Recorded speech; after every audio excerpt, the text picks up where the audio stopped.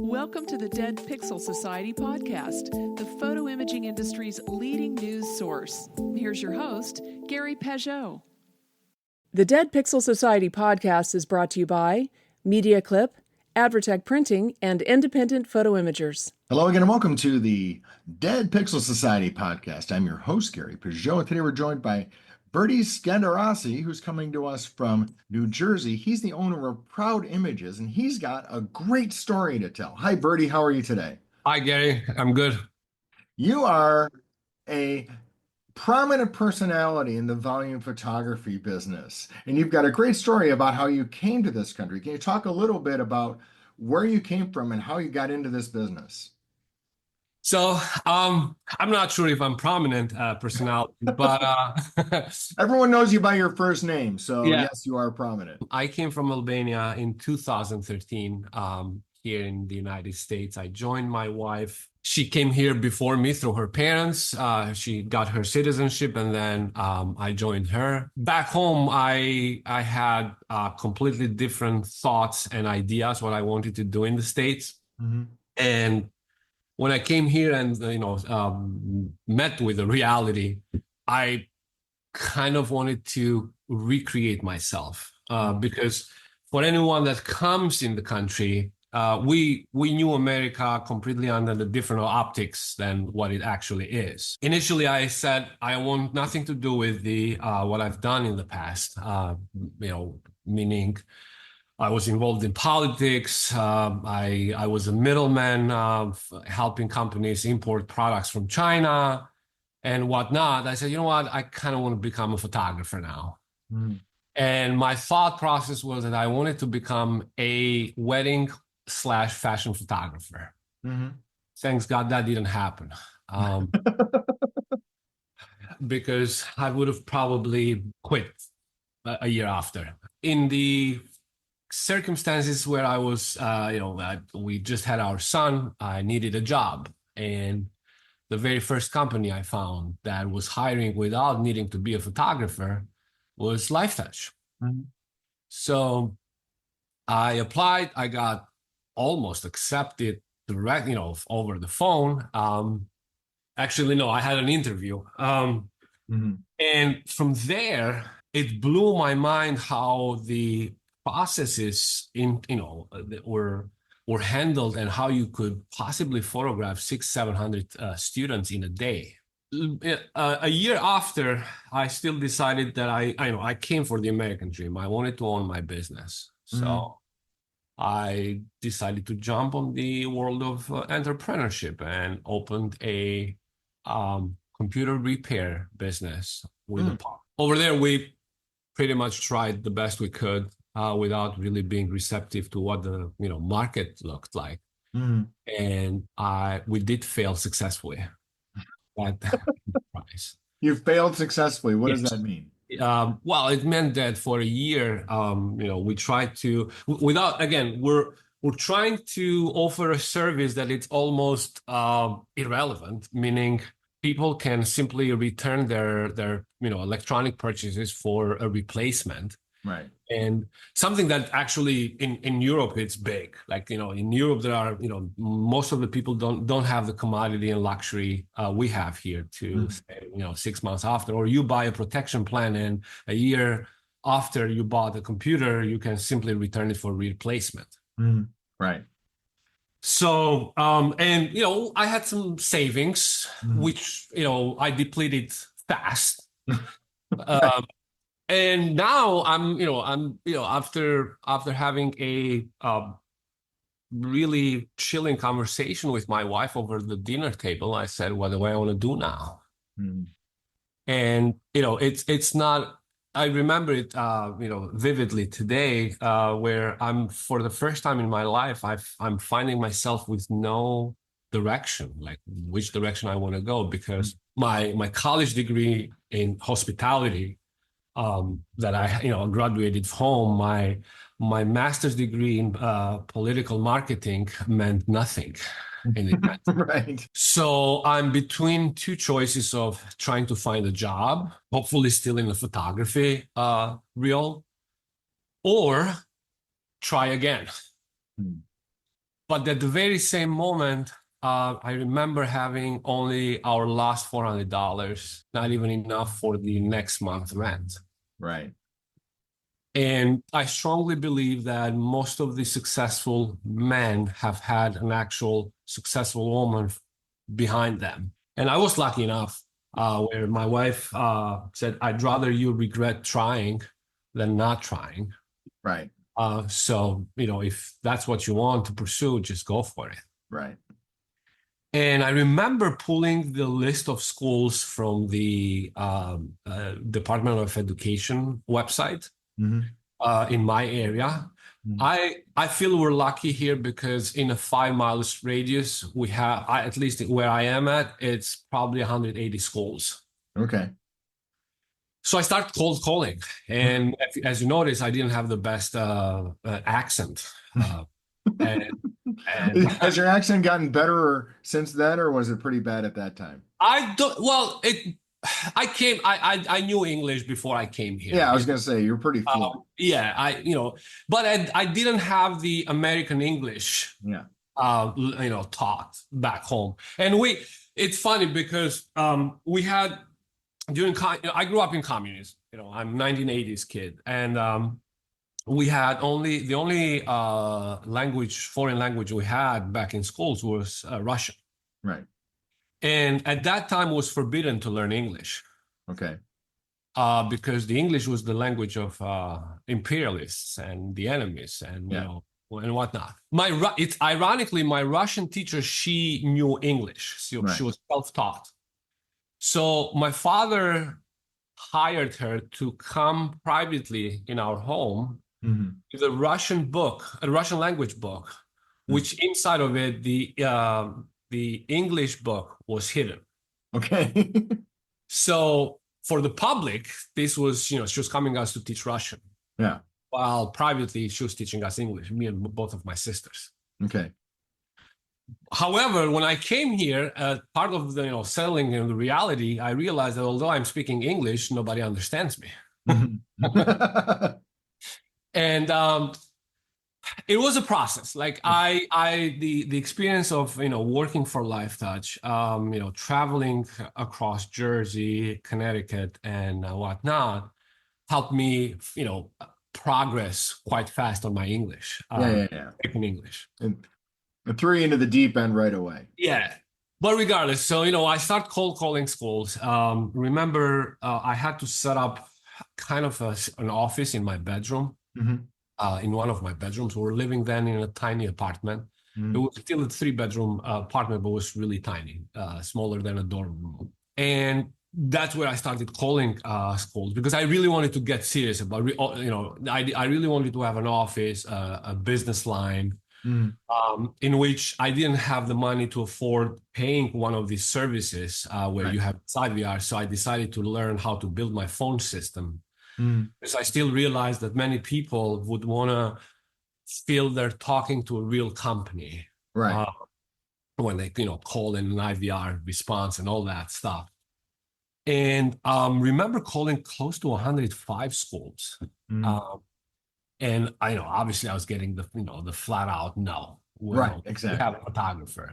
I didn't want to give up, so I continued calling until the 108th school said, "Hey, yeah, we do have a photographer, but yeah, let's meet up and let's see what you got."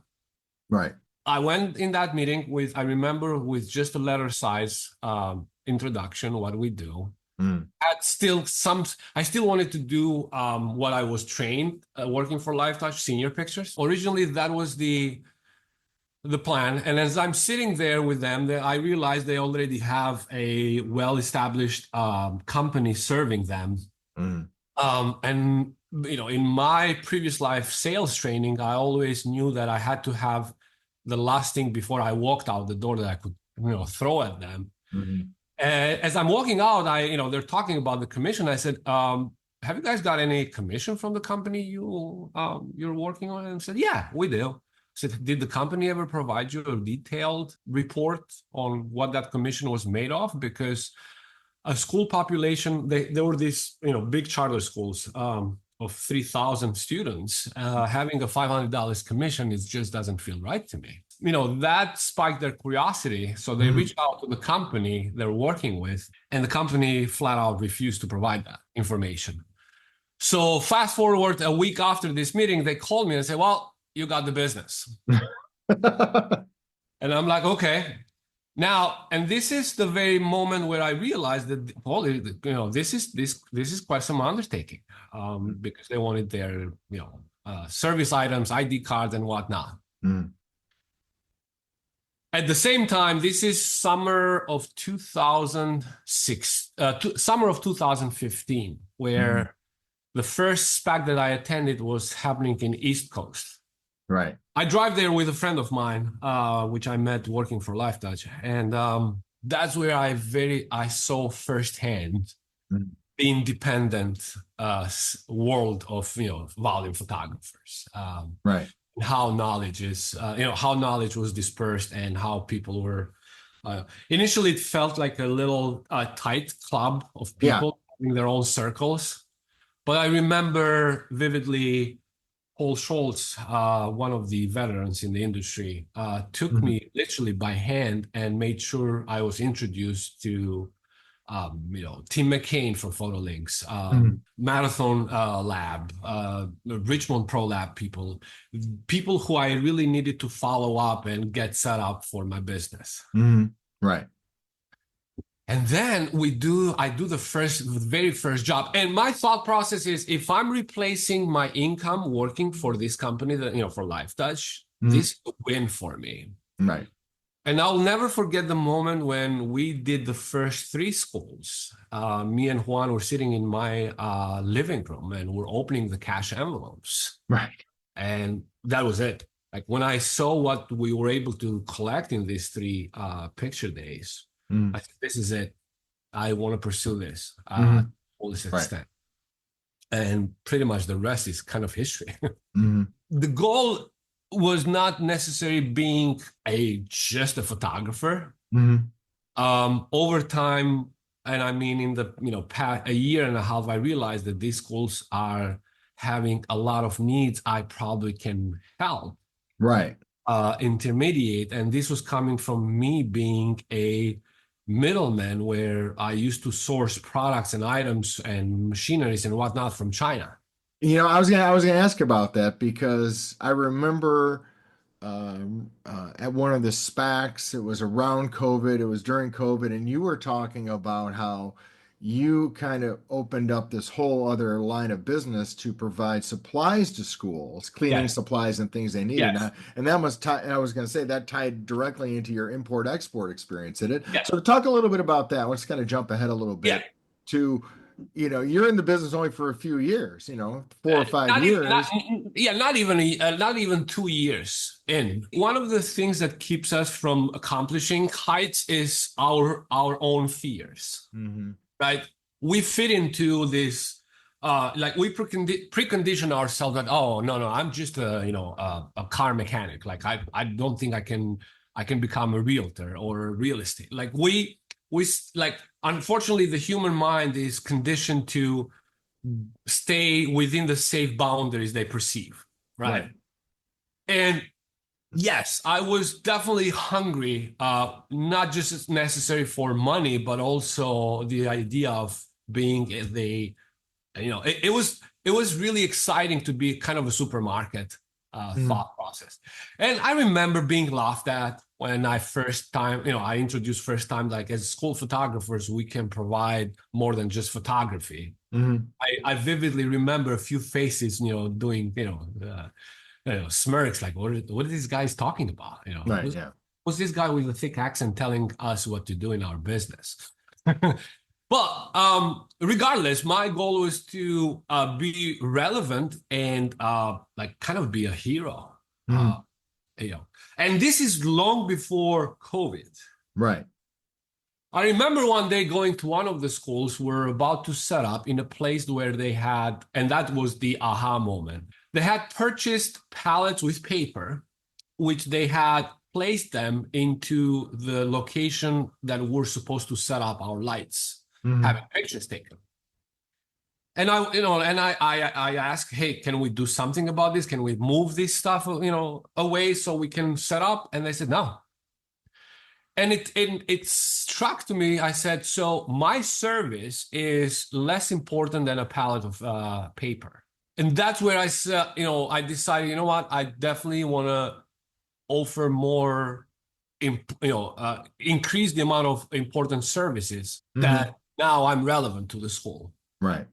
Because as photographers, we like to think that what we do is important. However, I do believe it's the last thing in the list of important things the school needs addressed. Right. It's important, but it's certainly not one of the first 10 items they get up in the morning and worry about. So I simply ask, hey, do you think I can, I started to inquire, and this is obviously a relationship business, right? So I approached to the principal, remembering, I said, do you mind giving me some more information about the paper you bought and where you bought it? And I already had, my printing side of the business, lined up with my wholesaler. And that's where I see that they overpaid significantly for the paper. And I said, do you mind if I offer you, a price, a quote on your next supply? And the next thing I knew, the district went with me, and I remember buying the first truckload of paper on their behalf. Like I'm selling them the paper. Right.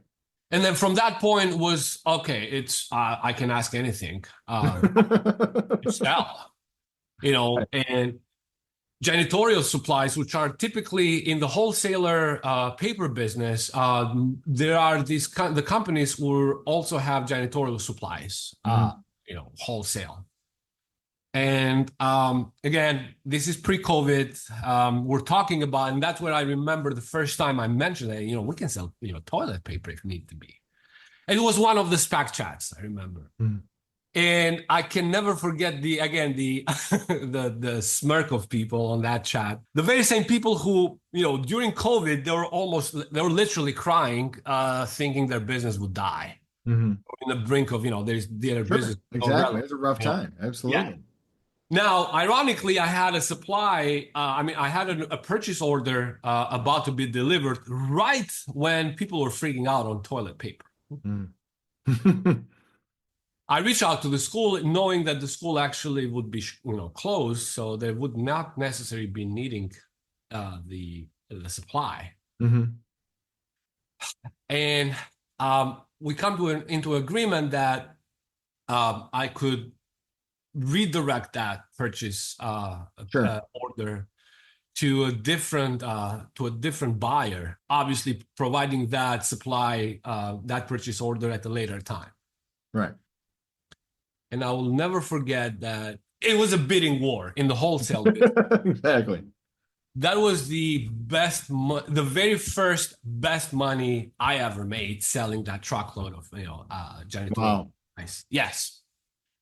So honestly, the thought process was that we're, at the end of the day, we're a service provider, and what we really want to care about is how fast, how good we provide services to our client, and how cheap, and how that affects our bottom line. Right. Because certainly you got to make money, right? I mean, if you're selling paper, you got to make money at selling paper. So now we're not even talking about the photography business. Okay. Because obviously for a good amount of time, our service was completely irrelevant during COVID. And then right about that time, it was also election time where all these local and county elections were happening. So now, the politicians running for the office are trying to do an outreach on the community in a safe manner. Right. We photographed all the graduation pictures in January. Right before SPAC. I reached out to one of the campaigns. I said, hey, I do have these close to 1,500 graduation pictures of middle schoolers that we photographed. You guys want to do an outreach? Maybe you can buy. Another challenge for these campaigns were that they had all this money raised, but they couldn't spend it because there was nothing. Because they couldn't have events, they couldn't They couldn't have gatherings, they couldn't have all this stuff, yet they wanted to do some outreach, right? I said, what if I provided you, you buy this in bulk. And by bulk, I'm meaning a decent pricing compared to the retail, yet maybe a very good margin right there. And you guys do the walkout as you're trying to do in the neighborhood. They're like, well, this sounds exciting. I said, however, I'm going to provide you a system in which you'll know the routes you need to go to. And as you stop by, you offer this as a gift to your constituents. Right. I get a purchase order for all of them for 2,000 signs. Right. And at the same time, the schools itself wanted to do their outreach. Mind you, schools, fortunately and unfortunately at the same time, because this was money that would have that effect, the aftermath we had, sure, inflation and stuff. But schools themselves wanted to do these virtual graduation, ceremonies and how to get, So now technology, my tech skills to be able to put, quickly in a user-friendly manner. Software that they can utilize to outreach to their school community was again an extra step to make myself and my business get out of this is the picture guy, right, to this is our guy, right. Berti's our guy. Yeah. And in the process, like this now allows, we have a perfect setup because remember, school trusts us with the most crucial and important information, right? They give us the student rosters that we need to process the picture day. Some of the schools will provide parent contacts and all that stuff. So the trust is already there. Right. And if you're trusted with this critical information, then anything else, it's possible for you to offer and provide. Right. Yeah. One of the problems was their delivery for their cap and gowns, right? Because they still wanted to the students needed to wear these cap and gowns, although the graduation was virtual. It was weird, but yet, So now the challenge was, how do we efficiently distribute this? Exactly. So again, I built a little software which would give the school the routes they needed to go to and know which student was next to drop off the cap and gown. Right. So it's a crazy time, scary one, but at the same time, I remember never stopping working. Like I don't remember, I kept working throughout the whole COVID season. Yeah. Because another thing was New Jersey, all the printing business made it essential. Sure. So by law, I was legally okay to operate the business while everybody else was shut down. Right, because you were a printer. Yes, yeah, and we're printing here. We're printing. This was another asset. We're printing before they even got homework. It took close to 3 months everybody to get their laptops. So in this 3 months period, I'm printing here, and having the help of my great friends at District Print, District Photo, I'm printing homework for all the districts, even the districts, because remember, at that time, I only had 15 schools, but I'm serving 40 of them by selling cap and gowns, diploma covers. So I'm printing homework for all of these districts that they're distributing to their students. Right. Hate to say it, but business-wise, it was the best time. It's tough because you're right. I mean, it was a pandemic. There's people getting sick, people dying. It was terrible. Yeah. But I've talked to a lot of people, especially in the volume photography business, where, they had the opportunity to either do something like you did, or they just took the opportunity to reinvent their business, right? They went totally digital, they added products, they did different things. So you don't want to say, I had a great pandemic, but, the reality is it was a way for a lot of people to reinvent their business. And really, that's what an entrepreneur does. They see an opportunity and they have to, jump on it or take advantage of it in some way. And, it's a terrible thing, and we certainly don't want another one. Yes. But on the other hand, it did have a favorable outcome for some people's businesses. And look, and I get goosebumps because I love this country. I'm not afraid to say that I love this country more than, my previous one, right? Because the previous one, I didn't choose it. Right. But I did choose this country. But this is the soul of America. Mm-hmm. Coming back stronger, innovating, resolving around crisis and whatnot. Right, yeah. And this is what makes this country the greatest on earth. Mm-hmm. Like I've traveled close to 37 countries in my life. I lived in China for some time. Mm-hmm. Nothing resembles what America does from what I've seen. Right.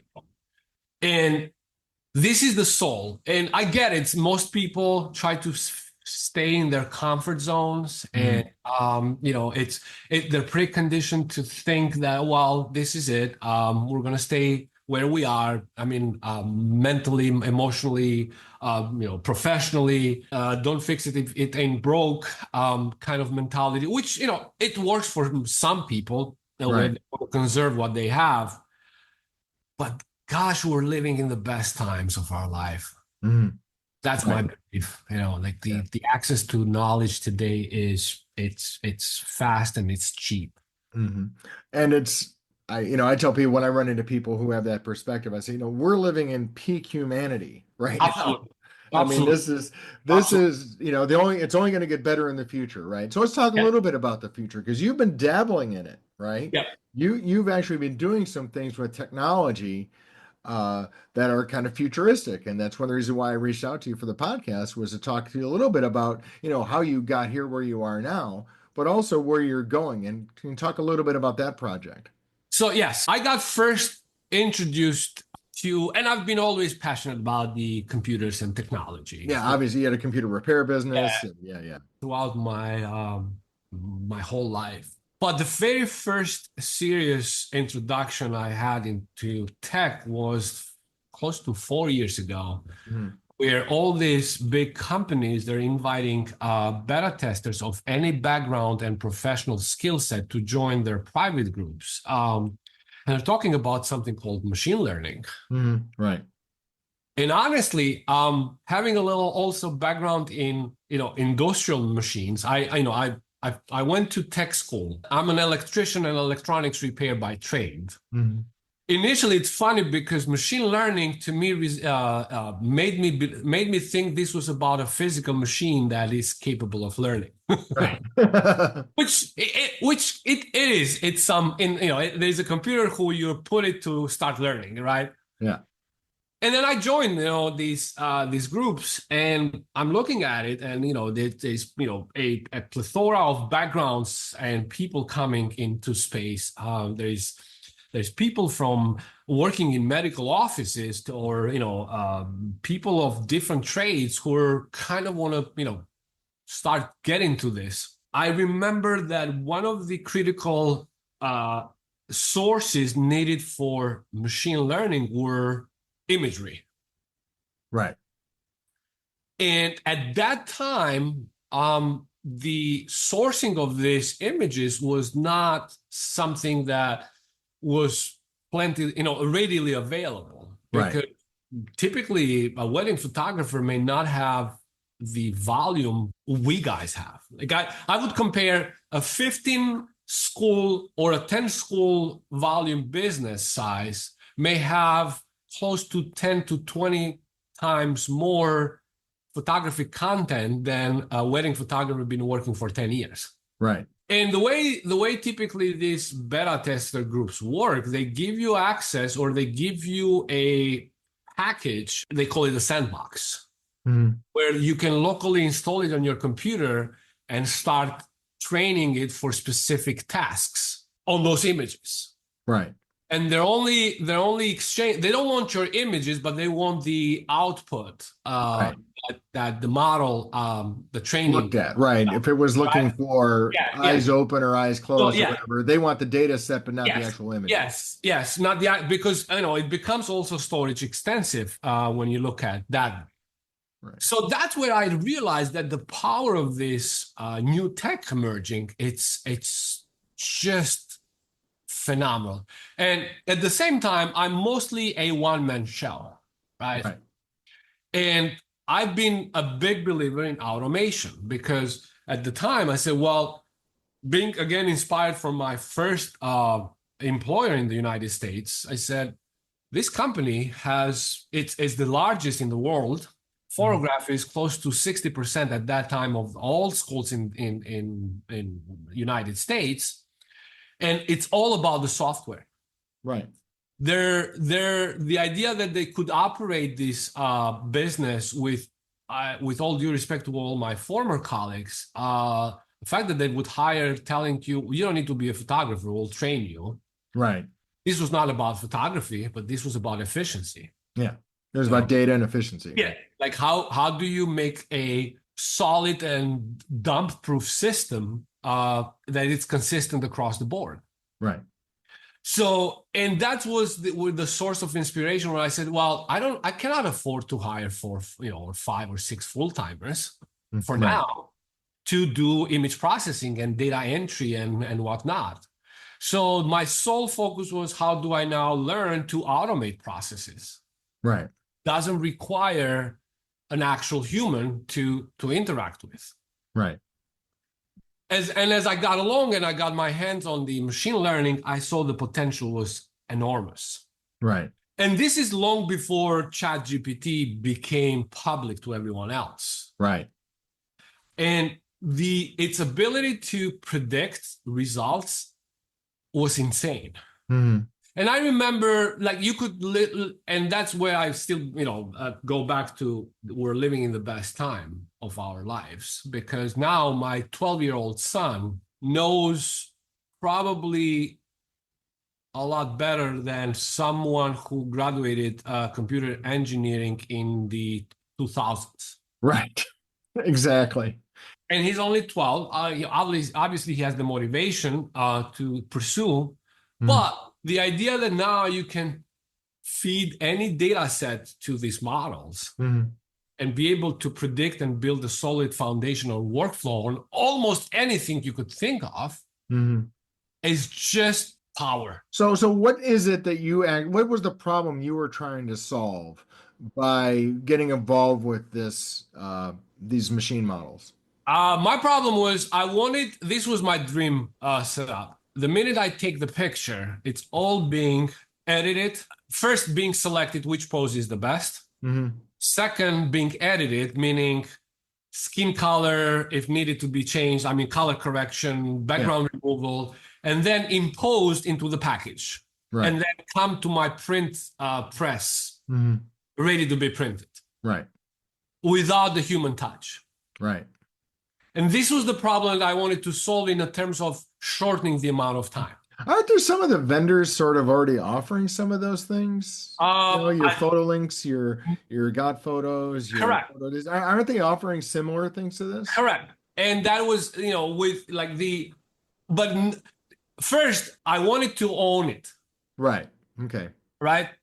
And I wanted to pipeline it that I don't have to touch it at certain points, meaning with all the great services this company offer, you still have to bring your images to another stage, to then be properly vetted and selected, and then to the next stage of being processed. Okay. So there's still the human input that it's needed, right?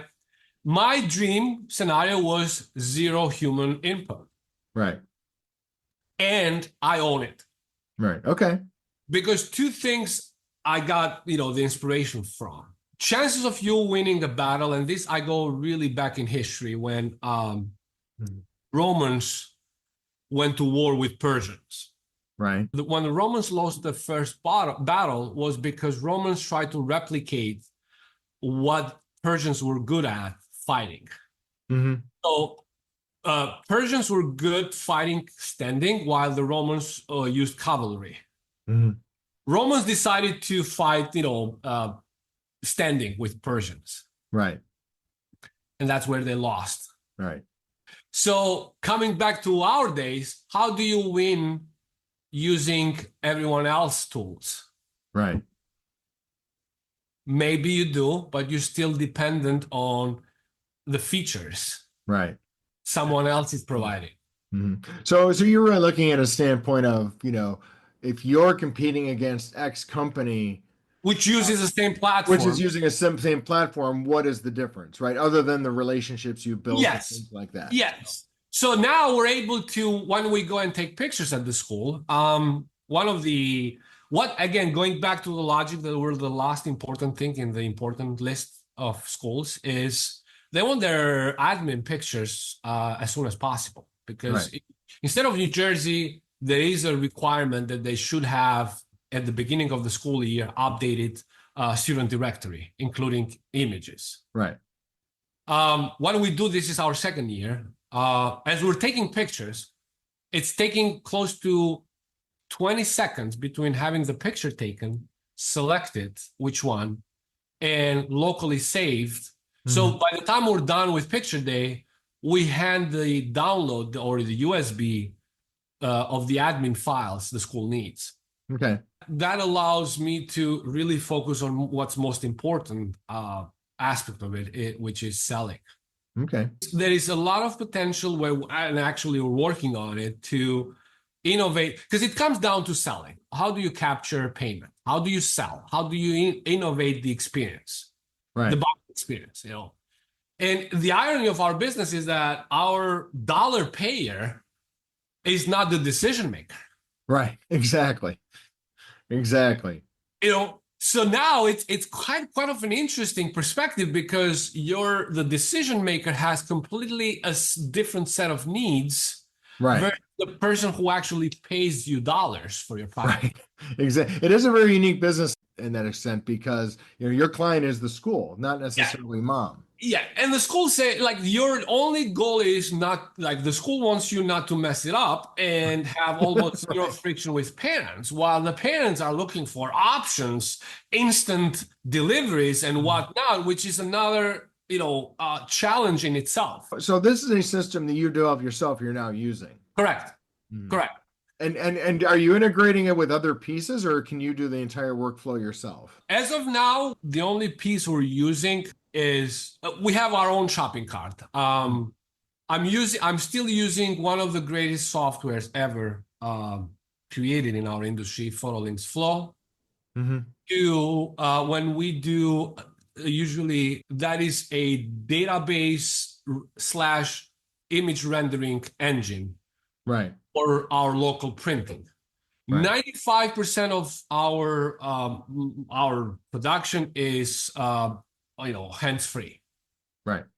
Our model now, because we're able to train over the archive of the images, our model now is it's always in learning mode and always looks for image flows that differentiates and makes the process automation. So from pressing the button on the camera to having a picture lined up on our production press to be printed, it's close to 1 minute and 20 seconds. Okay.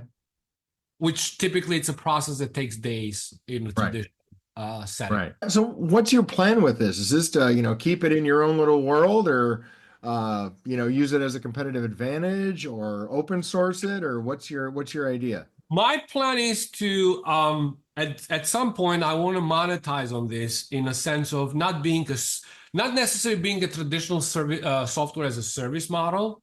The ultimate goal of owning a business is to build it and sell it. Right. Whenever that time comes.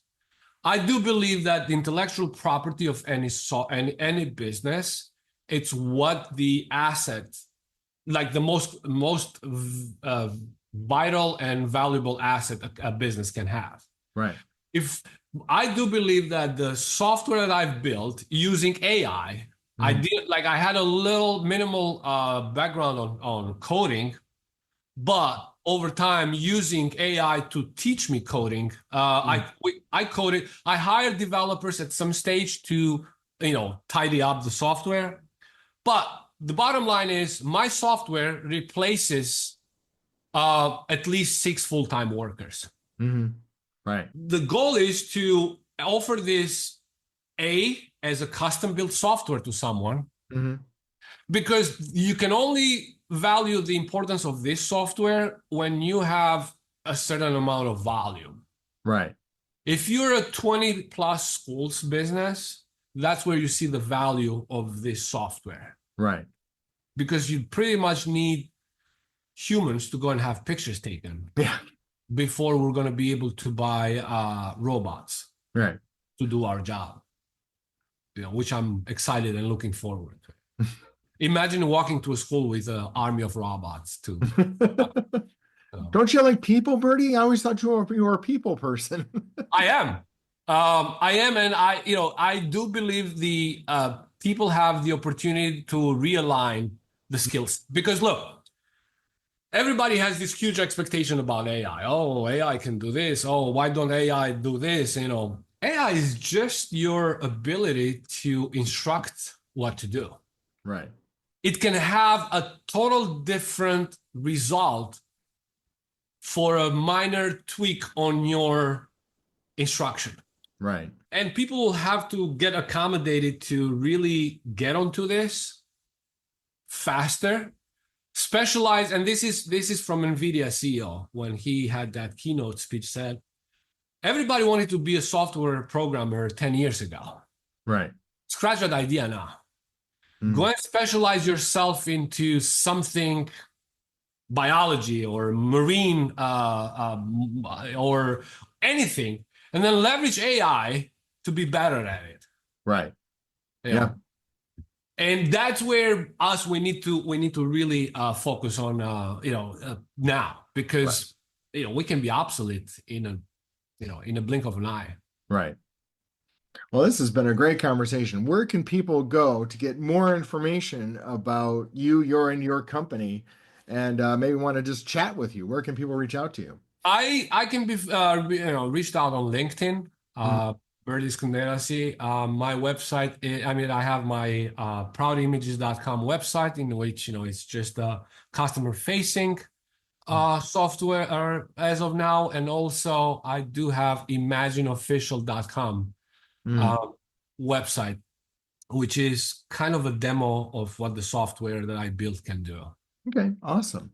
Well, great, Bertie. It's been great talking to you as always. Looking forward. Hopefully, I'll see you at SPAC in 2025, and we'll talk then. Yeah, looking forward to it.